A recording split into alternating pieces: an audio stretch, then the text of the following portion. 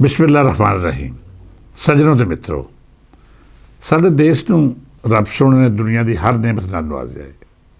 ਇੱਥੇ ਮੈਦਾਨ, ਪਹਾੜ, ਦਰਿਆ, ਸਹਿਰਾ ਅਤੇ ਸਮੁੰਦਰ, ਹਰ ਉਹ ਸ਼ੈ ਮੌਜੂਦ ਹੈ ਜਿਹੜੀ ਕਿਸੇ ਵੀ ਮੁਲਕ ਦੀਆਂ ਲੋੜਾਂ ਪੂਰੀ ਕਰਦੀ ਹੈ। ਇੱਥੋਂ ਦੇ ਮੌਸਮ, ਫਸਲਾਂ ਦੇ ਫਲ, ਜਫਾਕਸ਼ ਲੋਕ, ਪਹਾੜ ਦਾ ਸੀਨਾ ਚੀਰ ਕੇ ਦਰਿਆਵਾਂ ਦੇ ਰੁੱਖ ਮੋੜ ਦੇਣ ਵਾਲੇ ਮਿਹਨਤਕਸ਼, ਲੋਹਾ ਪਿਘਲਾ ਕੇ ਉਹਨੂੰ ਵੰਨ ਸੁਵੰਨੇ ਰੂਪ ਦੇਣ ਵਾਲੇ ਮਜ਼ਦੂਰ, ਤਖਲੀਕੀ ਸੋਚਣ ਨਾਲ ਮਾਲਾ ਮਾਲ ਫਨਕਾਰ, ਅਤੇ ਸਭ ਤੋਂ ਵੱਧ ਰੱਬ ਦੀ ਉਹ ਰਹਿਮਤ ਜਿਹਨੇ ਇਸ ਧਰਤੀ ਨੂੰ ਕਦੀ ਵੀ ਕੋਈ ਅਜਿਹਾ ਅਜ਼ਾਬ ਨਹੀਂ ਦਿੱਤਾ ਜਿਹੜਾ ਇੱਥੋਂ ਦੇ ਵਸਨੀਕਾਂ ਨੂੰ ਕਿਸੇ ਅਜਿਹੇ ਇਮਤਿਹਾਨ ਨਾਲ ਦੋਚਾਰ ਕਰ ਦੇਵੇ ਜਿਹੜਾ ਆਜ਼ਾਦੀ ਨੂੰ ਫਨਾਹ ਕਰਕੇ ਨਵੇਂ ਸਿਰੇ ਤੋਂ ਉਸਾਰਨ ਦੀ ਅਜ਼ਮਾਇਸ਼ ਮੰਗਦਾ ਹੋਵੇ। ਇਹ ਧਰਤੀ ਹਰ ਜ਼ਮਾਨੇ ਅਤੇ ਹਰ ਦੌਰ ਵਿੱਚ ਸੋਨਾ ਪੈਦਾ ਕਰਦੀ ਰਹੀ। ਇੱਥੇ ਹਮੇਸ਼ਾ ਖੁਸ਼ਹਾਲੀ ਰਹੀ ਅਤੇ ਕਦੀ ਵੀ ਅਜਿਹਾ ਜ਼ਮਾਨਾ ਨਹੀਂ ਆਇਆ ਜਦ ਇੱਥੇ ਵਸਣ ਵਾਲੇ ਭੁੱਖੇ ਸੁੱਤੇ ਹੋਣ। ਤੁਸੀਂ ਸੋਚਦੇ ਹੋਵੋਗੇ ਕਿ ਇੰਨਾ ਕੁਝ ਹੋਣ ਦੇ ਬਾਵਜੂਦ ਸਾਡੇ ਹਾਲਾਤ ਖਰਾਬ ਦੇ ਖਰਾਬ ਕਿਉਂ ਨੇ?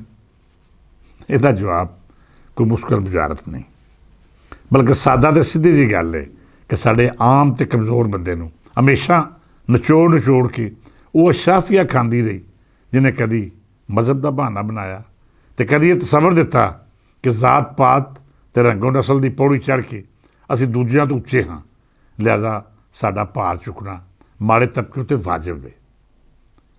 ਜ਼ਮਾਨਾ ਕਦੀਮ ਵਿੱਚ ਜ਼ਾਤ ਪਾਤ ਦੇ ਖਾਨਿਆਂ 'ਚ ਵੰਡੇ ਲੋਕ ਇਸ ਇਸਤਸਾਲੀ ਨਿਜ਼ਾਮ ਤੋਂ ਫਾਇਦਾ ਵੀ ਚੁੱਕਦੇ ਸਨ ਅਤੇ ਇਹਦੀ ਚੱਕੀ ਵਿੱਚ ਪਿਸਦੇ ਵੀ ਜਾਂਦੇ ਸਨ। ਜਿਵੇਂ ਮੈਂ ਅਰਜ਼ ਕੀਤਾ ਕਿ ਕਦੀ ਮਜ਼ਹਬ ਅਤੇ ਕਦੀ ਉੱਚੀ ਜ਼ਾਤ ਦੀ ਤਲਵਾਰ ਹਮੇਸ਼ਾ ਉਸ ਤਬਕੇ ਦੇ ਹੱਕਾਂ ਦਾ ਖੂਨ ਕਰਦੀ ਰਹੀ ਜਿਹੜਾ ਕਮਜ਼ੋਰ ਅਤੇ ਮਾੜਾ ਸੀ। ਉਹਨਾਂ 'ਤੇ ਚਾਹੀਦਾ ਸੀ ਕਿ ਵੇਲੇ ਦੇ ਨਾਲ ਨਾਲ ਇਹ ਅਸ਼ਰਾਫੀਆ ਵਾਲਾ ਤਸੱਵਰ ਖਤਮ ਹੋ ਜਾਂਦਾ, ਪਰ ਇੰਝ ਨਹੀਂ ਹੋਇਆ। ਤਾਲੀਮ ਆਮ ਜ਼ਰੂਰ ਹੋਈ। ਮੈਂਬਰ 'ਤੇ ਬੈਠਾ ਮੌਲਵੀ, ਪਾਦਰੀ ਅਤੇ ਪੰਡਤ ਸਾਰੇ ਜ਼ੁਬਾਨੀ ਕਲਾਮੀ 'ਤੇ ਇਹ ਦਾਅਵਾ ਕਰਦੇ ਰਹੇ ਕਿ ਰੱਬ ਸਭ ਦਾ ਸਾਂਝਾ ਅਤੇ ਜਿਉਣੇ ਦੇ ਹੱਕਾਂ ਉੱਤੇ ਸਭ ਦੀ ਬਰਾਬਰੀ ਹੈ, ਪਰ ਕਿਸੇ ਨੇ ਵੀ ਕਮਜ਼ੋਰ ਅਤੇ ਮਾੜੇ ਨੂੰ ਆਪਣੇ ਬਰਾਬਰ ਬਿਠਾ ਕੇ ਅਮਲੇ ਨੇ ਸਾਬਤ ਨਹੀਂ ਕੀਤਾ ਕਿ ਉਹ ਵੀ ਓਨਾ ਹੀ ਹੱਕਦਾਰ ਹੈ ਜਿੰਨਾ ਮੈਂ ਜਾਂ ਫਿਰ ਬਜ਼ਾਰ ਨੇਕੀ ਦਾ ਚੋਲਾ ਪਾ ਕੇ ਵਿਹਲੀਆਂ ਖਾਣ ਵਾਲਾ। ਮਤਲਬ ਇਸ ਸਾਰੇ ਸਿਸਟਮ ਦੇ ਵਿੱਚ ਮੁਫਾਦਾਤ ਉਸ ਦੀ ਝੋਲੀ ਪੈ ਜਿਹਨੇ ਤਗੜੇ ਦੇ ਹਥਿਆਰ ਬਣ ਕੇ ਮਾੜੇ ਨੂੰ ਗੁੰਮਰਾਹ ਕੀਤਾ। ਤੁਸੀਂ ਹਜ਼ਾਰਾਂ ਵਰ੍ਹੇ ਪਿੱਛੇ ਨਾ ਜਾਓ, 2-4 ਸਦੀਆਂ ਦਾ ਸਫ਼ਰ ਤੈਅ ਕਰਕੇ ਅੰਗਰੇਜ਼ਾਂ ਅਤੇ ਮੁਗਲਾਂ ਦੇ ਜ਼ਮਾਨੇ ਵੇਖ ਲਵੋ। ਸਰਕਾਰਾਂ ਦੇ ਨੇੜੇ ਰਹਿਣ ਵਾਲੇ ਹਮੇਸ਼ਾ ਫਾਇਦੇ ਚੁੱਕਦੇ ਰਹੇ। ਉਹਨਾਂ ਨੂੰ ਜਾਗੀਰਾਂ ਲੱਭੀਆਂ, ਸਰਕਾਰੀ ਲਕਬ ਲੱਭੇ, ਮਾਲ ਦੌਲਤ ਦੀ ਫਰਾਵਾਨੀ ਹੋਈ ਅਤੇ ਸਰਕਾਰ ਲਈ ਟੈਕਸ ਇਕੱਠਾ ਕਰਨ ਵਾਲੇ ਔਰ ਇਹਦੇ ਬਦਲੇ ਕਮਿਸ਼ਨ ਵੀ ਮਿਲਿਆ। ਹੁਣ ਜਿਹੜੀਆਂ ਜ਼ਮੀਨਾਂ ਅੰਗਰੇਜ਼ ਜਾਂ ਮੁਗਲਾਂ ਆਪਣੀ ਗੁਲਾਮੀ ਦੇ ਬਦਲੇ ਦਿੱਤੀਆਂ ਸੀ, ਉਹਨਾਂ ਉੱਤੇ ਮਿਹਨਤ ਮਜ਼ਦੂਰੀ ਕਰਕੇ ਜ਼ਮੀਨ ਦੀ ਕੁੱਖ ਵਿੱਚੋਂ ਅਨਾਜ ਪੈਦਾ ਕਰਨ ਵਾਲੇ ਉਹੀ ਗੁਲਾਮ ਸਨ ਜਿਹਦੀਆਂ ਨਸਲਾਂ ਖਰਚ ਹੋ ਗਈਆਂ, ਪਰ ਉਹਨੂੰ ਬਰਾਬਰ ਬਹਿਣ ਦਾ ਹੱਕ ਨਾ ਲੱਭ ਸਕਿਆ। ਅੰਗਰੇਜ਼ ਨੇ ਆਪਣੇ ਮੁਲਕ ਵਿੱਚ ਤਾਂ ਊਂਚ ਨੀਚ ਦਾ ਇਹ ਨਿਜ਼ਾਮ ਖਤਮ ਕਰ ਲਿਆ, ਪਰ ਹਿੰਦੁਸਤਾਨ ਵਿੱਚ ਇਸ ਨਿਜ਼ਾਮ ਨੂੰ ਬਹੁਤ ਮਜ਼ਬੂਤ ਬਣਾ ਦਿੱਤਾ। ਇੰਨਾ ਮਜ਼ਬੂਤ ਕਿ ਹਰ ਸ਼ਖਸ ਦਾ ਤਾਰਫ ਉਹਦਾ ਤਬਕਾ ਅਤੇ ਬਰਾਦਰੀ ਹੋ ਗਈ। ਜਿਹੜੇ ਤਗੜੇ ਜਾਂ ਉੱਚੇ ਸਨ ਉਹਨਾਂ ਦੀਆਂ ਬਰਾਦਰੀਆਂ ਵੀ ਬਦਲ ਗਈਆਂ, ਅਤੇ ਜਿਹੜੇ ਮਾੜੇ ਸਨ ਜਾਂ ਫਿਰ ਅੰਗਰੇਜ਼ ਸਰਕਾਰ ਦੇ ਮਨਜ਼ੂਰੇ ਨਜ਼ਰ ਨਹੀਂ ਸਨ, ਉਹਨਾਂ ਨੂੰ ਉਸ ਖਾਨੇ ਹੀ ਲਿਖਤਾ ਗਿਆ ਜਿਹੜਾ ਅੱਜ ਵੀ ਨਸਲ ਦਰ ਨਸਲ ਉਹਨਾਂ ਦਾ ਪਿੱਛਾ ਕਰਦਾ ਹੈ। ਤੁਸੀਂ ਅੰਦਾਜ਼ਾ ਕਰੋ ਕਿ ਅੰਗਰੇਜ਼ ਗਏ ਨੂੰ 78 ਵਰ੍ਹੇ ਬੀਤ ਚੁੱਕੇ ਨੇ। ਅਸੀਂ ਆਜ਼ਾਦ ਹੋ ਗਏ, ਅਜਿਹਾ ਆਇਨ ਬਣਾ ਲਿਆ ਜਿਹੜਾ ਹਰ ਬੰਦੇ ਨੂੰ ਬਰਾਬਰੀ ਦਾ ਹੱਕ ਦਿੰਦਾ ਹੈ। ਸਾਡਾ ਕਾਨੂੰਨ ਆਖਦਾ ਹੈ ਕਿ ਕਿਸੇ ਵੀ ਬੰਦੇ ਦੀ ਜ਼ਾਤ ਬਰਾਦਰੀ ਦਾ ਕੋਈ ਖਾਨਾ ਜ਼ਰੂਰੀ ਨਹੀਂ। ਇੱਥੋਂ ਤੱਕ ਵੀ ਰੇਖ ਪਰਤ ਹੋ ਚੁੱਕੀ ਹੈ ਕਿ ਜਦ ਤੁਸੀਂ ਕਿਸੇ ਨੂੰ ਮੁਖਾਤਬ ਕਰਨਾ ਹੈ ਜਾਂ ਉਸ ਦਾ ਗੁਰਸ਼ਵਾਰਾ ਲਿਖਣਾ ਹੈ ਅਤੇ ਉਦੋਂ ਉਹਦੇ ਨਾਂ ਦੇ ਨਾਲ ਕੋਈ ਅਜਿਹੀ ਜ਼ਾਤ ਬਰਾਦਰੀ ਨਹੀਂ ਲਿਖਣੀ ਚਾਹੀਦੀ ਜਿਹਦੇ ਵਿੱਚ ਤਨਸ ਜਾਂ ਤਜ਼ਹੀਕ ਦਾ ਰੱਤੀ ਬਰਾਬਰ ਸ਼ੁਬਾ ਹੋਵੇ। ਤੁਸੀਂ ਅੰਦਾਜ਼ਾ ਕਰੋ ਸਾਡਾ ਸਿਸਟਮ ਕਿਸ ਕਦਰ ਬੋਸੀਦਾ ਅਤੇ ਬਦਬੂਦਾਰ ਹੈ ਕਿ ਅੱਜ ਵੀ ਜਦ ਤੁਸੀਂ ਆਪਣਾ ਬੱਚਾ ਸਕੂਲੇ ਦਾਖਲ ਕਰਾਉਣ ਜਾਓ ਤਾਂ ਸਭ ਤੋਂ ਪਹਿਲਾਂ ਵਲਦੀਅਤ ਦੇ ਨਾਲ ਤੁਹਾਡੀ ਬਰਾਦਰੀ ਪੁੱਛੀ ਜਾਂਦੀ ਹੈ। ਹੋਰ ਤੋਂ ਹੋਰ ਸਾਡਾ ਤਬਦੀਲ ਹੁੰਦਾ ਸਿਸਟਮ ਵੀ ਕਿਸੇ ਦੀ FIR ਦੇ ਨਾਲ ਮੁਦਈ ਜਾਂ ਮੁਲਜ਼ਮ ਦੀ ਕੌਮ ਜ਼ਰੂਰ ਲਿਖਦਾ ਹੈ, ਹਾਲਾਂਕਿ ਸਾਡੀ ਸਭ ਦੀ ਕੌਮ ਪਾਕਿਸਤਾਨੀ ਹੈ। ਅਸੀਂ 78 ਵਰ੍ਹੇ ਪਹਿਲਾਂ ਇਜਤਮਾਹੀ ਕੋਸ਼ਿਸ਼ ਦੇ ਨਤੀਜੇ 'ਚ ਆਪਣੀ ਸ਼ਨਾਖਤ ਪਾਕਿਸਤਾਨੀ ਬਣਾਈ ਸੀ, ਪਰ ਇਹਦੇ ਬਾਵਜੂਦ ਤਜ਼ਹੀਕ ਕਰਨ ਵਾਲੇ ਅਸ਼ਰਾਫੀਆ ਅੱਜ ਵੀ ਲੋਕਾਂ ਨੂੰ ਜ਼ਲੀਲ ਅਤੇ ਰਸਵਾ ਕਰਨ ਲਈ ਉਹਨੂੰ ਇੰਝ ਮੁਖਾਤਬ ਕਰ ਦਈਏ ਜੇ ਰਸਵਾਈ ਦਾ ਸਦੀ ਦਰ ਸਦੀ ਜਿਹੜਾ ਦਾਗ ਉਹਦੇ ਨਾਲ ਟੁੱਟਦਾ ਆ ਰਿਹਾ ਹੈ, ਅੱਜ ਵੀ ਉਹਦੀ ਨਸਲਾਂ ਦੀ ਉਹੋ ਹੀ ਪਹਿਚਾਣ ਹੈ।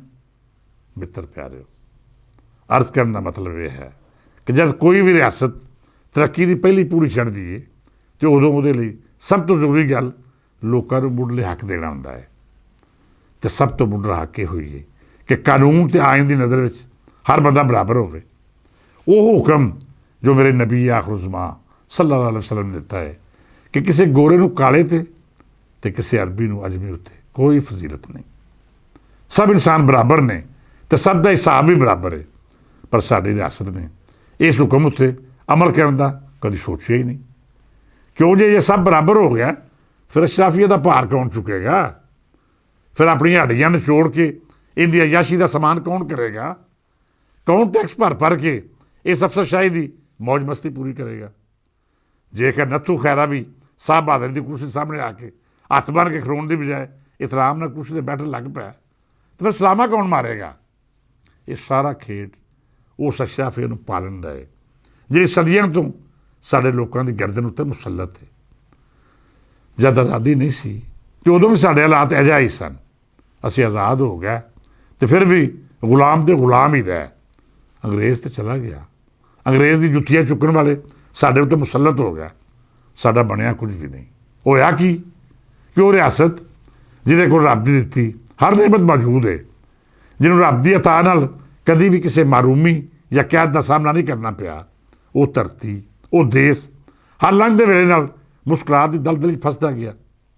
ਹਾਕਮਾਂ ਦੇ ਦਾਅਵੇ, ਤਰੱਕੀ ਦੀਆਂ ਗੱਲਾਂ, ਹੋਰ ਅਜਿਹਾ ਲਾਲੇ ਪੁੱਪੇ ਗੱਲੀ ਬਾਤੀ ਦੁੱਖਾਂ ਦਾ ਦਾਰੂ ਕਰ ਦੇਣਾ ਅਤੇ ਇਹ ਕਹਾਣੀ ਸੁਣਾ ਛੱਡਣੀ ਕਿ ਬਸ ਹੁਣ ਥੋੜ੍ਹਾ ਹੀ ਵੇਲਾ ਬਾਕੀ ਰਹਿ ਗਿਆ ਜਦ ਸਾਡਾ ਮੁਲਕ ਵੀ ਤਰੱਕੀ ਦੀ ਉਸ ਮੰਜ਼ਿਲ ਉੱਤੇ ਹੋਵੇਗਾ ਜਿੱਥੇ ਦੂਜਿਆਂ ਨੂੰ ਵੇਖਦੇ ਹਾਂ।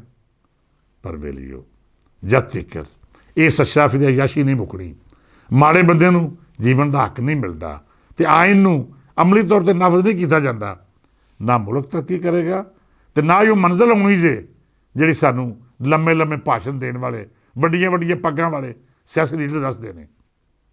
ਅੱਜ ਲਈ ਇੰਨਾ ਹੀ। ਦੁਆ ਕਰੋ ਰੱਬ ਸੱਚਾ ਸਾਡੇ ਦੇਸ਼ ਨੂੰ ਆਪਣੇ ਹਿਫਜ਼ੋ ਅਮਾਨ 'ਚ ਰੱਖੇ, ਇੱਥੇ ਕਾਨੂੰਨ ਦਾ ਰਾਜ ਕਰੇ, ਹਰ ਬੰਦੇ ਨੂੰ ਬਰਾਬਰੀ ਦੇ ਹਕੂਕ ਦੇਣ ਦੀ ਫਜ਼ਾ ਬਣੇ ਅਤੇ ਜਿਹੜੇ ਲੋਕ ਦੁਖੀ ਇਨਸਾਨੀਅਤ ਦੀਆਂ ਹੱਡੀਆਂ ਨਿਚੋੜ ਕੇ ਆਪਣੀਆਂ ਅਯਾਸ਼ੀਆਂ ਦਾ ਸਮਾਨ ਕਰਦੇ ਨੇ, ਖੁਦਾ ਉਹਨਾਂ ਨੂੰ ਗਰਕ ਕਰੇ। ਕੱਲ੍ਹ ਫੇਰ ਕਿਸੇ ਨਵੇਂ ਮੌਜੂ ਨਾਲ ਵਿਚਾਰ ਸਾਂਝੇ ਕਰਾਂਗੇ। ਅੱਜ ਲਈ ਇਜਾਜ਼ਤ ਦਿਓ। ਰੱਬ ਰੱਖਾ।